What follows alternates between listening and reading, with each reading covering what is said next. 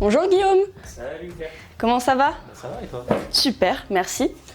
Alors, est-ce que tu peux te présenter? Je suis Guillaume Feltrin, étudiant en Master 2 en Big Data à l'ISEN Toulon et alternant chez Systemic, entreprise dans laquelle je travaille sur des logiciels de projection de l'environnement marin et de données météo.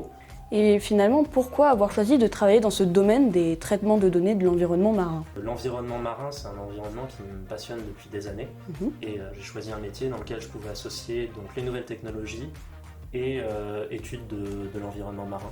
Ah oui, en effet, donc un domaine assez passionnant finalement.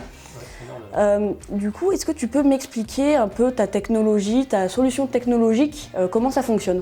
Alors, grosso modo, donc on a un ensemble de capteurs qui prennent des mesures, donc ça va être des satellites, des sondes marines, des capteurs embarqués sur des bateaux. Et ensuite, toutes ces données-là vont être regroupées.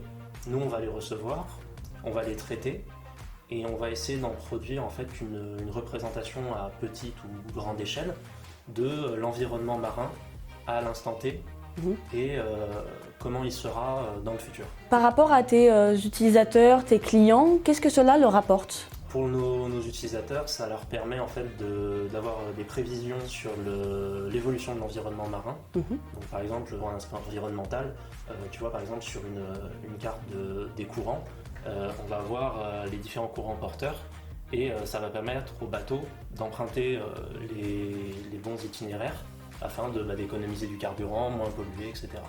En tout cas, merci d'avoir répondu à mes questions, Guillaume. Merci à toi d'être venu. Et puis, bonne continuation. Merci. Au revoir. Au revoir. Smart City, traitement de données dans l'environnement marin. Mais dis-moi Virginie, quelles sont les principales thématiques de la formation Green Tech? Les thématiques sont nombreuses. Il y a déjà tout un socle technique donc pour apprendre à concevoir ces objets connectés.